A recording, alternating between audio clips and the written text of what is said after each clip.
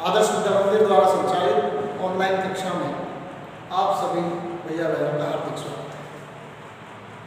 आज हम कक्षा 10 विषय सामान्य ज्ञान पाठ 6 केंद्र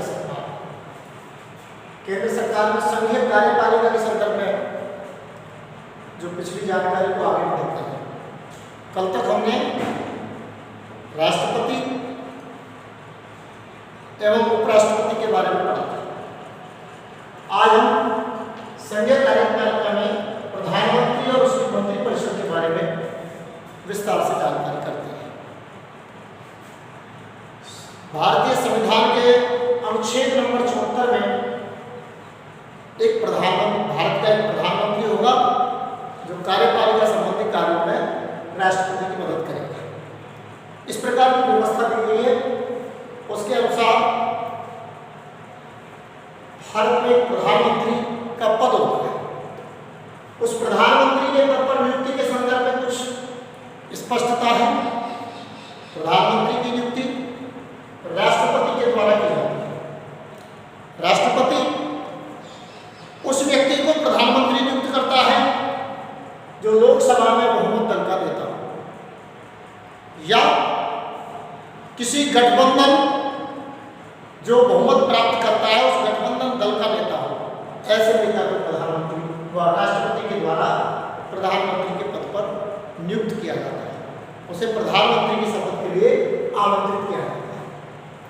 इसके साथ ही प्रधानमंत्री बनने के लिए किसी भी सदन का सदस्य होना आवश्यक है। संसद के दोनों सदनों में से चाहे लोकसभा का या राज्यसभा, दोनों में से किसी भी एक सदन का सदस्य होना आवश्यक है। यदि बहुमत दल का नेता ऐसे व्यक्ति को चुन लिया जाता है जो इन दोनों सदनों में से किसी भी सदन का सदस्य नहीं है, तो 6 महीने के अंतराल में उसे इन दोनों सदनों में से किसी भी एक सदन का सदस्य बनना पड़ता है। तभी वह भारत का प्रधानमंत्री रहता है, अन्यथा उसे उस पद से हटना पड़ सकता है। तो इस प्रकार प्रधानमंत्री की नियुक्ति राष्ट्रपति के द्वारा की जाती है और राष्ट्रपति उसी व्यक्ति को प्रधानमंत्री पद पर नियुक्त करता है जो लोकसभा में बहुमत दल का नेता हो।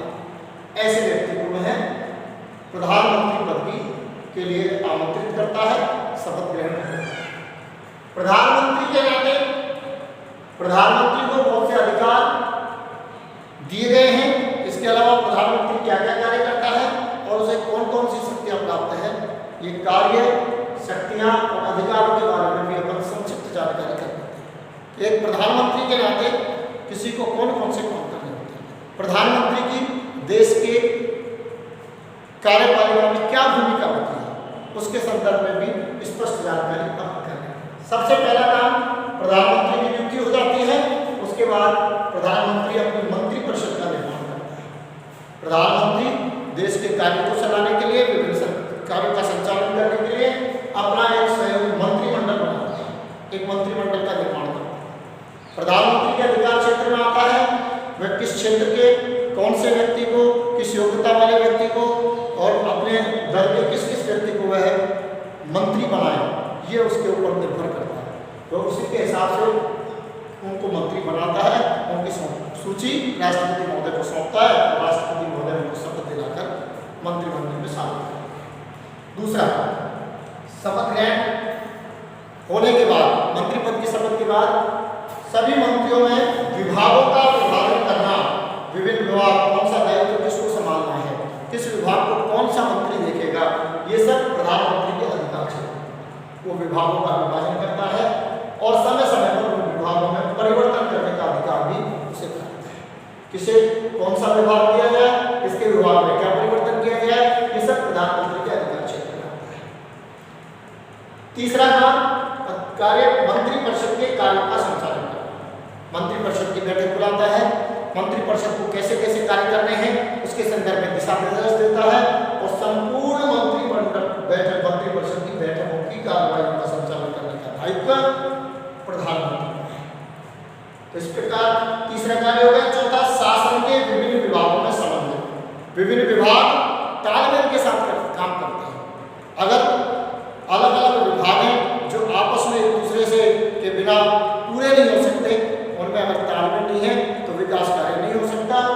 के बीच अगर कोई विवाद उत्पन्न हो तो समन्वय बिठाने का काम भी प्रधानमंत्री ऐसे विभागों में तालमेल बिठाकर उनके कार्य को ठीक प्रकार से संपादित करने में सहायता करता है। लोकसभा का नेता, लोकसभा के नेता के रूप में प्रधानमंत्री को माना जाता है, क्योंकि वही लोकसभा का संचालन करता है। उसी के निर्देश पर लोकसभा चलती है, संचालित होती है, इसलिए लोकसभा का वह नेता होता है।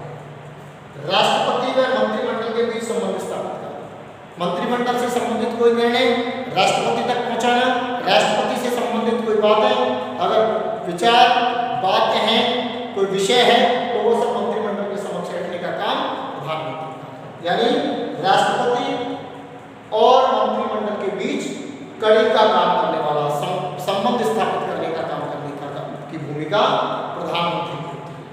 वही प्रधानमंत्री तक मंत्रिमंडल की बातें पहुंचाता है और राष्ट्रपति की बातों को मंत्रिमंडल के बीच पहुंचाने का काम प्रधानमंत्री करता है। तो इस प्रकार प्रधानमंत्री की भूमिका संबंध स्थापित करने वाले की होती है।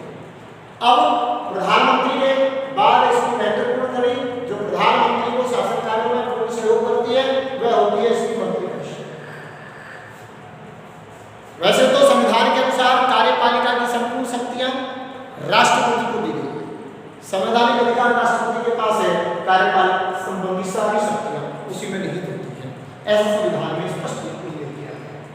सलाह के लिए एक मंत्रिमंडल है और कार्यों में सहयोग देने के लिए, कार्यपालिका संबंधी कार्यों को निपटाने में राष्ट्रपति का सहयोग देने के लिए एक मंत्रिमंडल है और वह मंत्रिमंडल व्यवहार में जितने भी कार्य हैं कार्यपालिका संबंधी सारे कार्यों को मंत्रिमंडल ही करता है।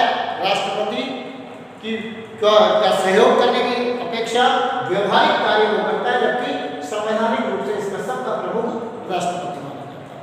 व्यवहार में राष्ट्रपति के जो भी कार्य है कार्यपालिका संबंधी, उन सब कार्यों को निपटाने का काम मंत्रिमंडल को होता है। इस प्रकार मंत्रिमंडल की व्यवस्था होती है। अब मंत्रिमंडल और मंत्रिपरिषद दो प्रकार के शब्द आ जाते हैं और कहा जाता है, भ्रांति रहती है कि मंत्रिपरिषद में कौन होता है, मंत्रिमंडल में कौन होता है।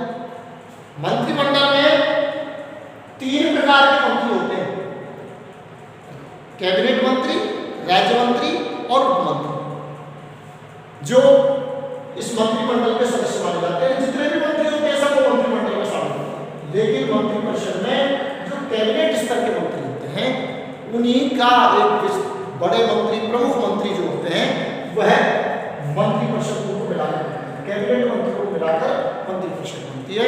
उसमें राज्य मंत्री और उप मंत्री शामिल नहीं होते। इतना अब मंत्रिमंडल परिषद का गठन किस प्रकार होता है, इस गठन की प्रक्रिया में अपन 9-8 बिंदुओं में को स्पष्ट करने की कोशिश करते हैं। सबसे पहले मंत्रिमंडल के गठन में प्रधानमंत्री की नियुक्ति की जाती है। जैसा कि मैंने बताया, प्रधानमंत्री को जो लोकसभा में बहुमत दल का नेता होता है, राष्ट्रपति से प्रधानमंत्री पद की शपथ दिलाता है और उसे प्रधानमंत्री के पद पर नियुक्त करता है। तो सबसे पहले प्रधानमंत्री की नियुक्ति होती है और प्रधानमंत्री की नियुक्ति के बाद प्रधानमंत्री द्वारा मंत्रियों का चयन किया जाता है। मंत्रियों का चयन किए करके उनकी सूची राष्ट्रपति महोदय को सौंपी जाती है और राष्ट्रपति महोदय उन मंत्रियों को शपथ ग्रहण कराने का काम करता है। फिर मंत्रियों की संख्या के संदर्भ में भी स्पष्ट है। पहले मंत्री जितने भी बनाए जा सकते थे, पूर्व में संविधान में इस प्रकार की व्यवस्था नहीं थी, लेकिन संविधान में संशोधन हुआ 2003 में और वो संशोधन था 91 नंबर का, 91 संविधान संशोधन 2003 में हुआ। उसमें मंत्रियों की संख्या को भी निश्चित कर दिया गया। पहले जितने मंत्री बन सकते थे, लेकिन अब मंत्रियों की संख्या निर्धारित कर दी गई है। सदन की संख्या के 15% से ज्यादा मंत्री नहीं हो सकते। सदन में जितनी संख्या है उसके 15% मंत्री बनाए जा सकते हैं। इससे ज्यादा मंत्रिमंडल बड़ा नहीं हो सकता। इससे बड़ा मंत्रिमंडल की व्यवस्था ये 2003 में परिवर्तित कर दी गई। आवश्यक योग्यता, कोई भी मंत्री बनने के लिए संसद के दोनों सदनों में से किसी भी एक सदन का सदस्य होना आवश्यक है। यानी मंत्री बनना है तो पढ़ाई लिखाई संबंधी योग्यता के बारे में कोई बाध्यता नहीं है, लेकिन संसद के दोनों सदनों में से किसी एक सदन का सदस्य, चाहे लोकसभा का सदस्य चाहे राज्यसभा का सदस्य, होना आवश्यक है। यदि किसी को मंत्री बना दिया जाता है, वो लोकसभा राज्यसभा में से किसी भी सदन का सदस्य नहीं है, तो उसे 6 महीने में इन दोनों सदनों में से किसी एक सदन का सदस्य बनना पड़ता है। अर्थात सदस्य बनने के लिए संसद के किसी भी सदन का सदस्य होना आवश्यक है। मंत्रियों को शपथ ग्रहण चयन जाता है, फिर राष्ट्रपति के द्वारा जिन मंत्रियों को प्रधानमंत्री जिन मंत्रियों के नाम सकता है, राष्ट्रपति मंत्रियों को पद और गोपनीयता की शपथ दिलाता है। एक तो पद की शपथ और दूसरी उस पद से संबंधित कोई कार्य होगा तो उनकी गोपनीयता बनाए रखने की शपथ दिलाई जाती है। तो 2 प्रकार की शपथ ग्रहण उन मंत्रियों को करना चाहिए। उसके बाद मंत्रिपरिषद के कार्यकाल के संबंध, मंत्रिपरिषद का कार्यकाल सामान्यतया एक लोकसभा के कार्यकाल के बराबर अर्थात 5 वर्ष होता है। लेकिन अगर मंत्रिमंडल विश्वास को देता है लोकसभा में, उसे विश्वास प्राप्त नहीं होता, तो पूर्व में भी 5 वर्ष पूर्व भी मंत्रिमंडल समाप्त हो सकता है, मंत्रिपरिषद का कार्यकाल समाप्त हो सकता है। मंत्रिपरिषद की सलाह लेकर समय से पूर्व लोकसभा को भंग करवा सकती है, मंत्रिपरिषद का कार्यकाल 5 वर्ष से पहले भी समाप्त होता है। सामान्यतः कार्यकाल 5 वर्ष होता है। मंत्रियों को मिलने वाले वेतन और भत्ते, मंत्रियों को जो वेतन दिया जाता है या जो भत्ते दिए जाने हैं, इन सब का निर्धारण संसद के दोनों सदनों में, संसद की बैठकों में संसद के सदस्य मिलकर वेतन और भत्ते निर्धारित करते हैं। जो संसद द्वारा तय किए जाते हैं वही वेतन और वही भत्ते मंत्रियों को दिए जाते हैं। और आखिरी चीज 9 बिंदु आ गए श्रेणियां। 3 श्रेणी के मंत्रियों का वर्णन मैंने आपको पहले बताया। तो 3 प्रकार के मंत्री होते हैं, एक कैबिनेट मंत्री, दूसरे राज्य मंत्री और तीसरे उपमंत्री। कैबिनेट मंत्री एक विभाग के प्रमुख मंत्री हो सकते हैं, एक या एक से अधिक विभाग भी उनके पास हो सकते हैं। इनकी सहायता के लिए किसी विभाग से संबंधित राज्य मंत्री हो सकता है और राज्य मंत्री, और इसके अलावा उसकी सहायता के लिए उप मंत्री भी हो सकते हैं। 3 प्रकार की श्रेणियां मंत्रियों की, कैबिनेट मंत्री, राज्य मंत्री और उप मंत्री। इस प्रकार मंत्रियों की 3 तरह की श्रेणियां होती हैं। तो मंत्रिपरिषद के गठन की प्रक्रिया में इन 9 बिंदुओं का वर्णन करना कि गठन कैसे होता है। सबसे पहले प्रधानमंत्री की नियुक्ति होती है, फिर मंत्रियों का चयन होता है, फिर मंत्रियों की संख्या जो निर्धारित है उस संख्या को ध्यान रखना पड़ता है, फिर मंत्रियों को कार्य का विभाजन होता है, आवश्यक योग्यता शपथ ग्रहण कराया जाता है और इस तरह से वेतन भत्ते सब लगते हैं कि गठन की प्रक्रिया पूरी होती है। संपूर्ण मंत्रिमंडल में इस 9 बिंदुओं के द्वारा इस गठन की प्रक्रिया को समझाया जा सकता है। अब आखिरी चीज आती है मंत्रिमंडल के कार्य और शक्ति। ये मंत्रिपरिषद क्या कार्य करती है और इसको कौन कौन सी शक्तियां प्राप्त है, इसके संदर्भ में भी हम 6 बिंदुओं में अध्ययन करने का प्रयास है। सबसे पहले राष्ट्रीय नीति का निर्धारण।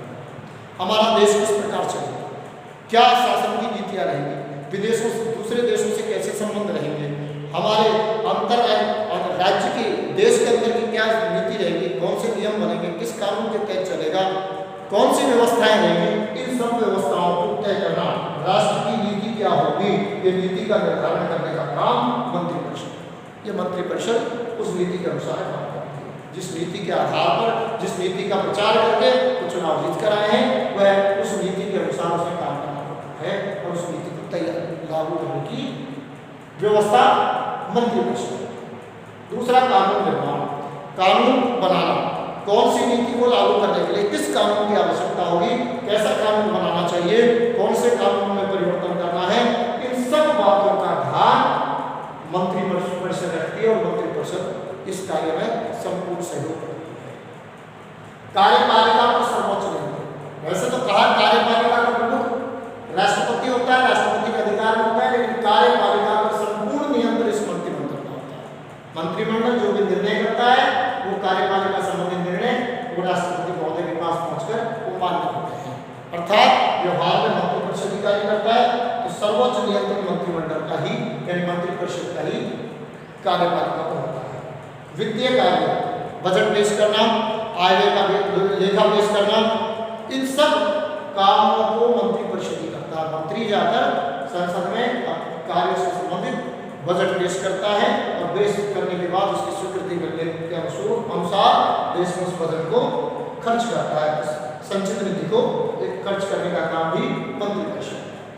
वैदेशिक संबंध, विदेशों से क्या संबंध होगा, क्या नीतियां होंगी, कौन से देश के साथ किस प्रकार की नीति होगी, क्या नीतियां हम अपनाएंगे, ये सब संबंधों पर नजर रखने का काम, संबंध बनाने का काम ये मंत्रिपरिषद वैदेशिक संबंधों के संदर्भ में कार्य करती है।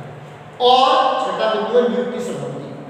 नियुक्ति संबंधी राष्ट्रपति जिन जिन लोगों की नियुक्ति करता है, चाहे राज्यों का राज्यपाल हो या फिर अन्य नियुक्तियां हो, उन सब नियुक्तियों को मैं सलाह देने का काम मंत्रिपरिषद करती है। मंत्रिपरिषद जिन नामों को सुझाता है उन्हीं नामों के हिसाब से राष्ट्रपति उन सब की नियुक्ति करता है। अर्थात जिन पदों में राष्ट्रपति को नियुक्ति करने का अधिकार है वे सब पद मंत्रिपरिषद की सलाह से ही सुझाए जाते हैं और उन्हीं के आधार पर उनकी नियुक्ति की जाती है। इस प्रकार नियुक्ति में भी एक मंत्रिपरिषद की महत्वपूर्ण भूमिका होती है।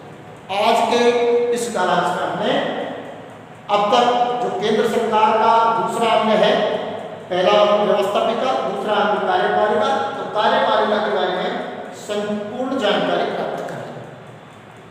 अभी एक दल और कहलाता है, वह दल कहलाता है विपक्षी दल, यानी जो दल बहुमत में आता है वह सत्ता प्राप्त करता है, जो दल बहुमत में नहीं आता वो विपक्ष में करता है। और विपक्षी दल का काम है कि जो सत्ताधारी दल है वो कोई नीति बना रहा है, नीति निर्धारित कर रहा है कि उन चीज़ों में गड़बड़ कर रहा है, तो उनके कार्य पर नियंत्रण रखने का काम, कभी काम को प्रस्ताव लाकर, कभी स्थगन प्रस्ताव लाकर और कभी अविश्वास प्रस्ताव लाकर मंत्रिमंडल द्वारा किए जाने कार्य, सरकार के द्वारा किए जाने वाले कार्यों पर नियंत्रण रखना और सरकार को सही ढंग से कार्य करने के लिए प्रेरित करना, इसमें विपक्षी दल की महत्वपूर्ण भूमिका होती है।